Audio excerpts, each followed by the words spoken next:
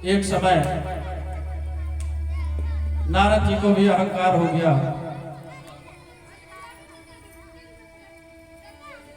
और नारद जी का अहंकार एक तरह से देखा जाए तो भगवान श्री राम के जन्म का कारण ही बना। हुआ क्या, नारद जी भगवान का स्मरण करते हुए भगवान के ध्यान में लीन होकर तपस्या में लीन थे और नारद जी को समाधि में देख करके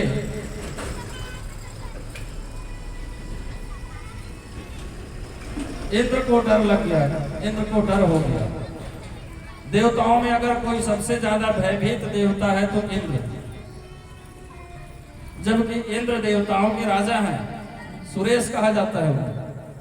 फिर भी सबसे ज्यादा डर और भय अगर किसी को होता था तो इंद्र को होता था।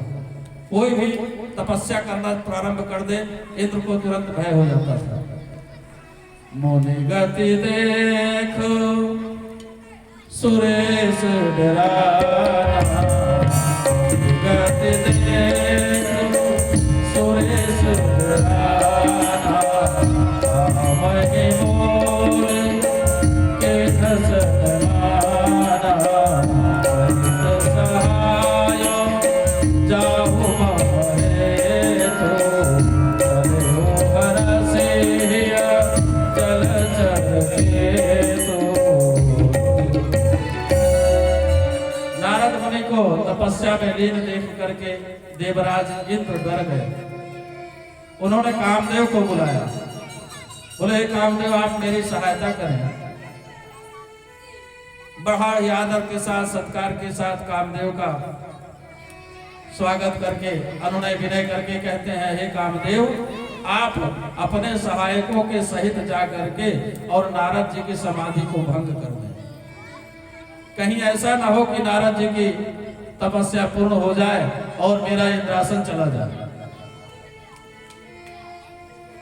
कामदेव प्रसन्न मन हो करके वहां से चलते हैं। इंद्र की आज्ञा मान करके उस आश्रम में गए और वहां बसंत ऋतु को उत्पन्न किया। कामोत्तेजक वातावरण बनाया, शीतल सुगंध वायु का प्रसार करके रंभा आदि जो अप्सराएं काम कला में निपुण थी, अनेक प्रकार की तानों तरंगों के साथ वहां पर गायन प्रारंभ कर दिया। नारद जी की समाधि को खंडित करने का प्रयास करने लगी, परंतु कामदेव की इस लीला का नारद जी पर कोई भी प्रभाव नहीं पड़ा, कोई असर नहीं पड़ा।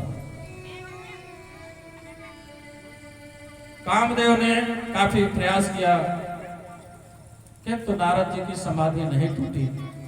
अंततः कामदेव अपने ही नाश होने के भय से नारद जी के पास जाकर के नारद के चरणों में गिर जाते हैं। नारद जी ने कामदेव को शाप न दे करके प्रिय वचनों के साथ समाधान किया। कामदेव इंद्र की सभा में जाकर के अपने कारनामे बताए और नारद जी की सदाचार भावना बताई। सभी ने नारद जी की प्रशंसा की। नारद जी को लगा कि मैंने तो कामदेव को जीत लिया। क्या करते हैं, वहां से मन में उनके ये आता है कि अरे मैं तो कामदेव को जीत लिया, अपने जीतने का समाचार लोगों को बताना चाहिए। जाकर के शिव जी के पास अपने सफल होने का समाचार बताया, ब्रह्मा जी को बताया। ब्रह्मा और शिव इन दोनों ने नारद को मना किया, नारद जी हम लोगों से आपने बताया अच्छी बात है, किंतु ये बात आप विष्णु को कभी मत बताइए।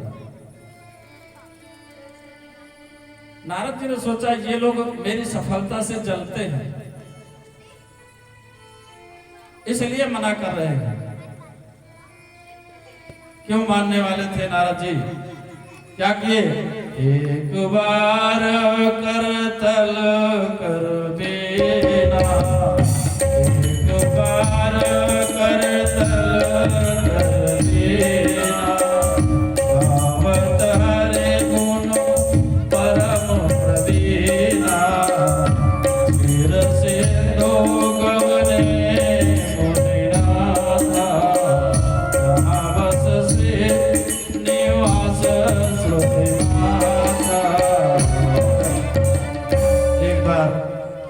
बजाते हुए, हरे गुण गाते हुए नारद जी क्षीर सागर में भगवान विष्णु के पास पहुंचे। भगवान विष्णु ने नारद को देखा, उठ करके स्वागत किए, बिठाया। भगवान नारद जी से कहने लगे, नारद आपका आगमन काफी प्रसन्न चित्त लग रहे हैं, कुछ खास बात है? बोले प्रभु कुछ खास बात नहीं, बहुत बात है, बहुत कुछ अच्छी बात है। एक ऐसा समाचार लेकर के आया हूं। बोले बताओ आखिर बात क्या है? नारद जी ने कहा, प्रभु मैंने कामदेव को जीत लिया। भगवान विष्णु अपने भक्त के अहंकार को देख करके सोचते हैं कि इनका अहंकार अब मिटाना ही पड़ेगा, क्योंकि विष्णु जी का आहार जो है ना वो अहंकार को ही खाते हैं। बोले बहुत अच्छी बात है। नारद ने अहंकार युक्त वचन कहा।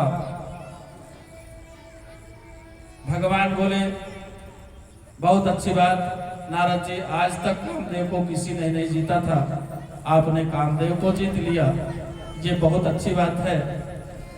अब भगवान क्या करते हैं, नारद जी को वहां से विदा किया और जिस रास्ते से नारद जी को जाना था उस रास्ते में एक बहुत ही सुंदर रमणीय नगर का निर्माण करा दिया।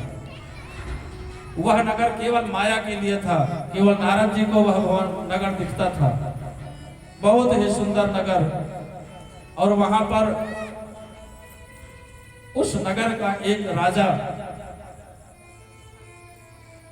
जिसका नाम शील निधि था, ये नाम भी काल्पनिक था, उनकी अत्यंत रूपवती विश्व मोहिनी नाम की एक कन्या थी और उस कन्या का स्वयंवर होना था। ऐसी माया भगवान विष्णु ने रची